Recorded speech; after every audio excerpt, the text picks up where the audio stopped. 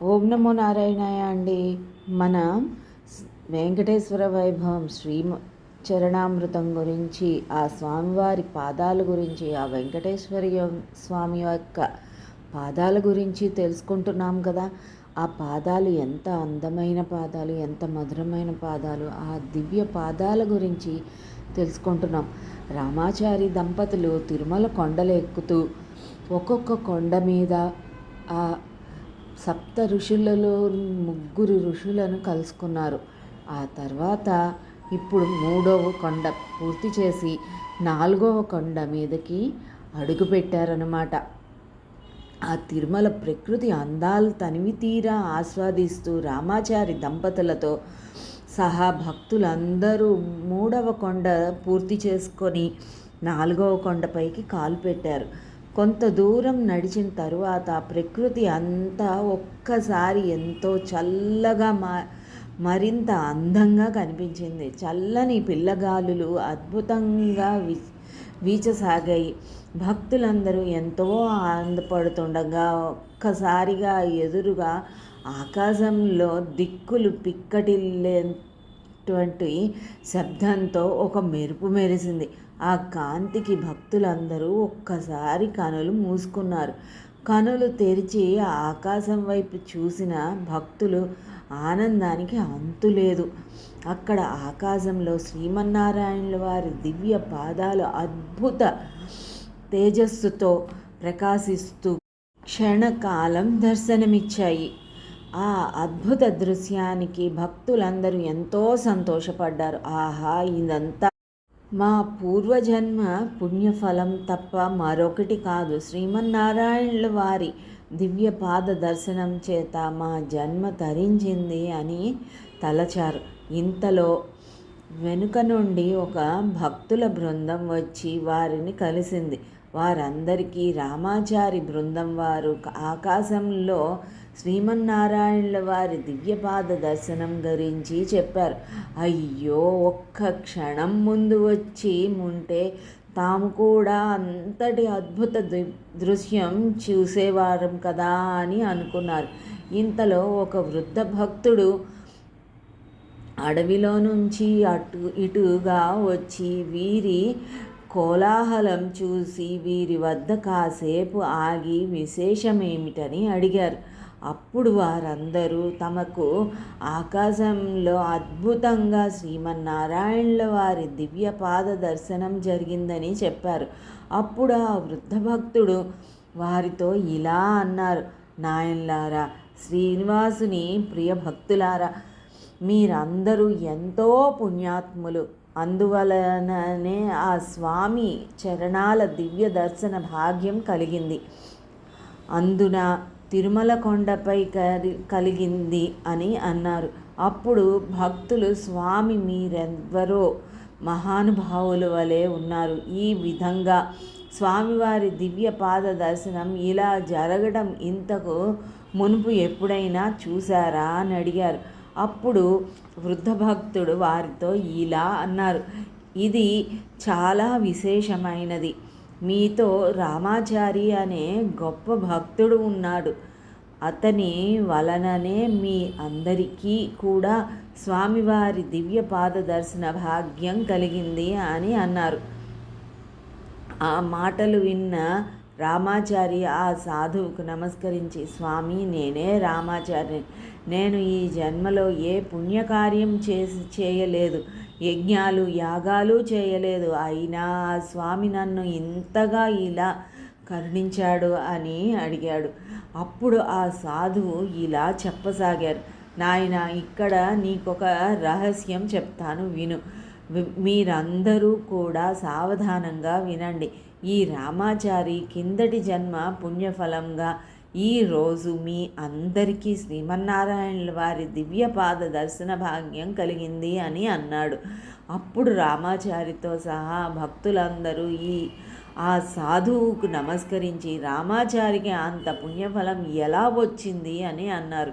అప్పుడు ఆ సాధువు వారితో, నాయనలారా, శ్రీనివాసుని ప్రియభక్తులారా, ఈ రామాచారి పూర్వజన్మ వృత్తాంతం చెప్తాను, సావధానంగా వినండి అని ఇలా చెప్పసాగారు. నాయనలారా, శ్రీమన్నారాయణ భక్తవత్సలుడు. తనను పూర్తిగా నమ్మేవారి భారం తానే వహిస్తాడు.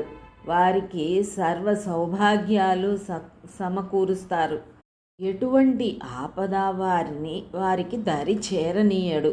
రామాచారి పూర్వజన్మలో కొండాపురం అనే గ్రామంలో జంగయ్య అనే పేరుతో చెప్పులు కుట్టే వానిగా జన్మించి ఎంతో సత్ప్రవర్తనతో ఉండేవాడు.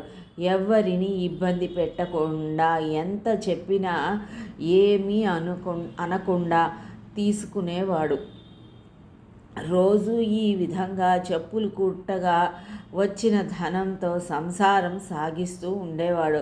ఆ ఊరిలో ఒక రామాలయం ఉండేది. ఆ ఊరి పెద్దలు చాలా కర్కశంగా ఉండేవారు. జంగయ్యను తక్కువ జాతివానినని చెప్పి ఆలయంలోకి రానిచ్చేవారు కాదు. కానీ జంగయ్యకు ఎప్పటికైనా ఆ స్వామిని దర్శించుకోవాలని ఎంతో కోరికగా ఉండేది. ప్రతి సంవత్సరము చైత్రమాసంలో జరిగే ఆలయ ఉత్సవాలలో భాగంగా శ్రీ స్వామివారిని ఉభయ దేవేరులతో ఊరంతా ఊరేగించినప్పుడు ఆ ఉత్సవమూర్తులు తాను చెప్పులు కుట్టుకుంటూ కూర్చునే వీధిలో నుండి వెళ్తున్నప్పుడు దూరం నుండి దర్శించి ఎంతో ఆనందపడేవాడు. జంగయ్య రోజు ఇంటి నుండి ఆలయ వీధి ద్వారానే తాను పనిచేసే ప్రదేశానికి వచ్చేవాడు. ఆలయంలోనికి తనను రానివ్వనందుకు బాధపడేవాడు. ఒకరోజు ఆలయం ముందు నుండి నడుస్తూ ఒక్కసారి లోపలికి చూడగా ఎదురుగా గర్భగుడిలోని స్వామివారి పాదాలు కనిపించాయి. గర్భగుడిలోకి ఉన్న తెర చిన్నదవడం చేత స్వామివారి పాదాలు బయటకు కనిపిస్తున్నాయి. ఆ పాదాలు దర్శనానికి జంగయ్య ఎంతో సంతోషపడ్డాడు. తన అదృష్టానికి ఎంతో మురిసిపోయాడు. రోజు ఆ వీధిలో వెళ్తున్నప్పుడు ఆలయం ముందుకు రాగానే ఒక్కసారి ఆ వైపుకు చూసి ఆ పాదాలకు నమస్కరించేవాడు. ఎప్పుడైనా తెర తొలగి స్వామివారి దివ్య మంగళ విగ్రహం దర్శనం ఇస్తుందా అని తలచేవాడు. కానీ ఎప్పుడూ తాను ఆశించినట్లు జరగలేదు. అయినా ఏమీ నొచ్చుకోకుండా ఆ పాదదర్శన భాగ్యమే మహాప్రసాదమని తలచేవాడు. ఇలా జీవించినంతకాలం ఆ స్వామి పాదాలనే దర్శిస్తూ స్మరిస్తూ గడిపాడు. శ్రీమన్నారాయణుల వారి దివ్య చరణాలను స్మరించిన ఎన్ని జన్మల పాపాలైనా నశిస్తాయి, సర్వ సౌభాగ్యాలు కలుగుతాయి. జంగయ్య ఆ విధంగా స్వామివారి పాదాలను దర్శించిన పుణ్యం చేత మరుజన్మలో ఆ స్వామి వద్దనే ఉండి నిత్యం సేవించే భాగ్యం లభించేలా అర్చకునిగా జన్మించాడు. ఆ పుణ్యఫలం చేతనే ఈనాడు అతనితో పాటు మీ అందరికీ ఆ స్వామి దివ్య చరణ దర్శన భాగ్యం కలిగింది అని చెప్పాడు ఆ వృద్ధ బ్రాహ్మణుడు. ఇదంతా రామాచారి కనుల వెంట ఆనంద బాష్పాలు రాలాయి. ఆ స్వామి తనపై చూపిన అద్భుత అనుగ్రహానికి కనుల నీరు కారాయి. ఆ సాధువుతో ఇలా అన్నాడు, స్వామి, మీరెవరో దివ్య పురుషుల వలె ఉన్నారు. నా పూర్వజన్మ వృత్తాంతాన్ని ఎంతో చక్కగా విశదీకరించారు. మీకు నా నమస్కారములు అని అన్నాడు. అప్పుడు ఆ సాధు, నాయన, ఇందులో నాదేమున్నది? నీవు చేసిన ఆ చరణ సేవయే నిన్ను అనుగ్రహించింది. శ్రీమన్నారాయణుల వారి దివ్యపాద మహిమ అంతటిది. ఆ పాద దర్శనం కోటి జన్మల పాపాలను క్షణంలో నశింపచేస్తుంది.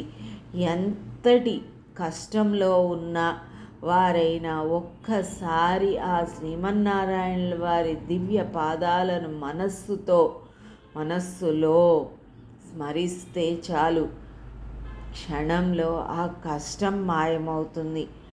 మనస్సులోని చికాకు, అశాంతి వెంటనే మాయమవుతుంది.